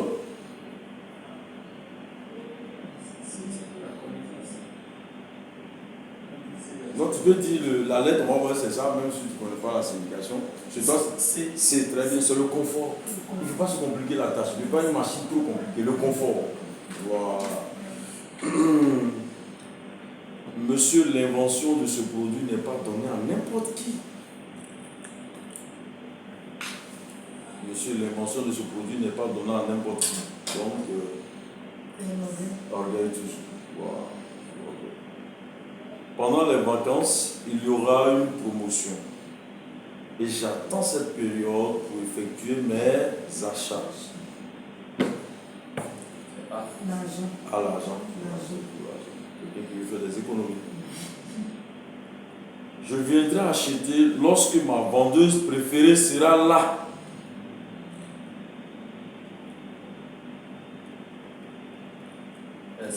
S lequel? Très bien sympathique. Voilà. Parce qu'elle sympathise avec. Quand tu as l'habitude d'acheter quelque chose avec quelqu'un, quand sa soeur est là, elle a la même serrée, tu vas plus. Tu attends qu'elle revienne. Voilà.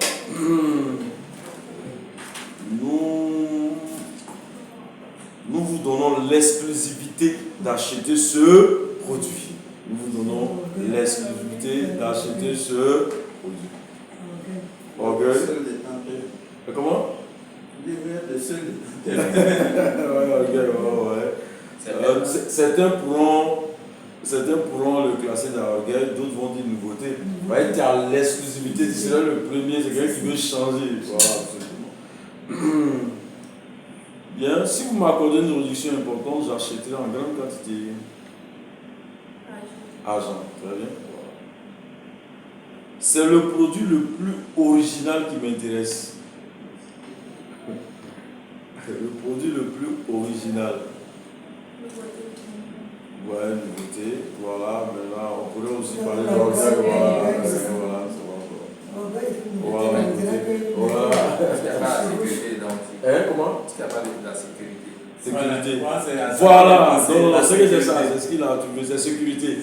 Voilà, sécurité originale, c'est vrai, c'est sécurité parce qu'il veut que ça soit l'original, c'est ça. Voilà, c'est que c'est sécurité, au lieu de l'orgueil, c'est sécurité qui est plus pertinente. Okay, voilà. Donc voilà un peu, par rapport au propos de nos clients ou de nos prospects, on peut distinguer quel type de personne et puis argumenter. Voilà. Bien, on va prendre une pause avec cette chaleur-là. On va jusqu'à 17h,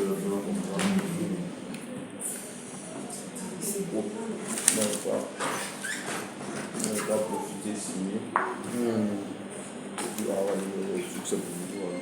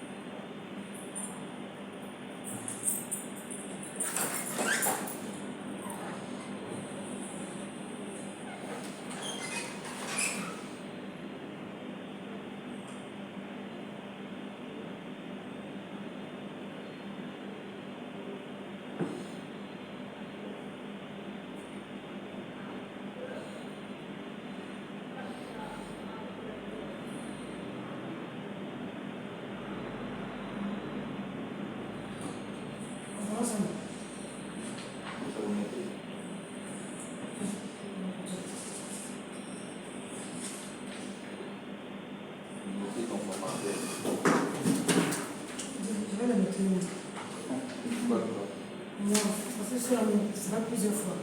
On est dans la suggestion. J'aurais oublié la dans partie. la suggestion là. Le frontal va nous donner.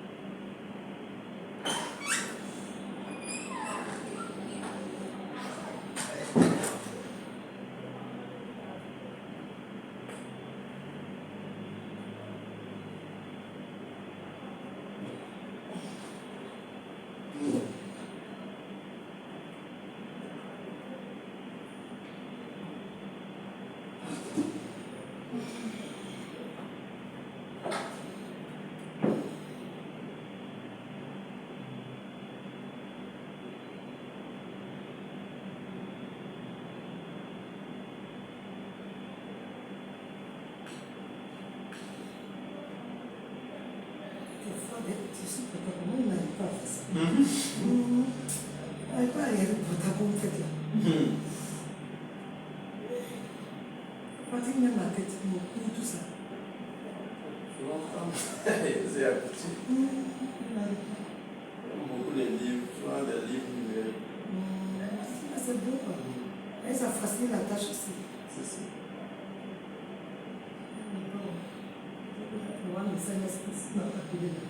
Oui, maman. Vous avez fini. Tu es rentré.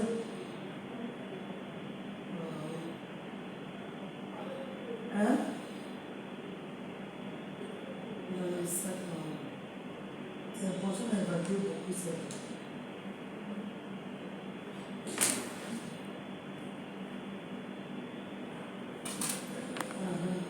Il est resté.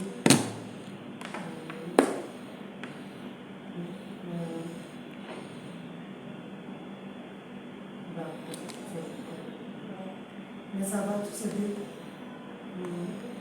Tu vas faut te reposer un peu. Te coucher. C'est bien passé. Il a fini avec toi. C'est ça.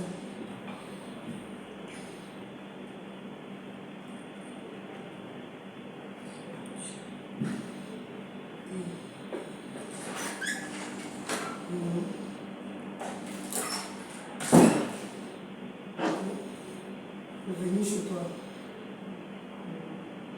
Arrête ton idée. Dans le service aussi.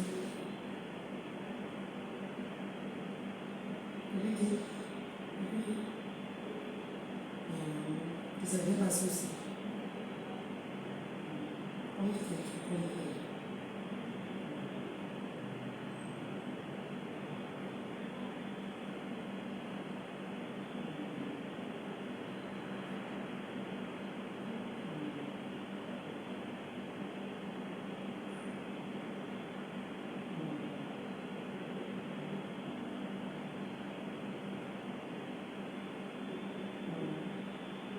Ça y est, il est par après. Il va encourager seul. C'est bien ça. Non, c'est ma pause. Mais c'est ma pause, ça je profite pour vous appeler.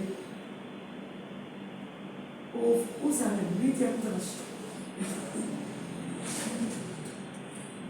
Lui, non, je l'ai laissé. Elle est partie à la chose. Elle est partie à Bata. Je l'ai laissé de parler. Vers l'école de police à chose. Voilà. Mon Dieu m'est sorti facilement, mais c'est rentré là, je vois le bouchon comme hier. Voilà. C'est ça même qui me fait que je te jure. Voilà, je me fais pleurer déjà. C'est hier là. Peut-être que oui. D'accord. Et elle rentre aujourd'hui. Oui, elle va rentrer la nuit. Malade, dans les conditions. Quand il y a ce petit délai. C'est bon. La distance est longue. Moi, je connais. C'est vrai. Quand même, c'est difficile de voyager en café la longue distance. Et de faire en voiture.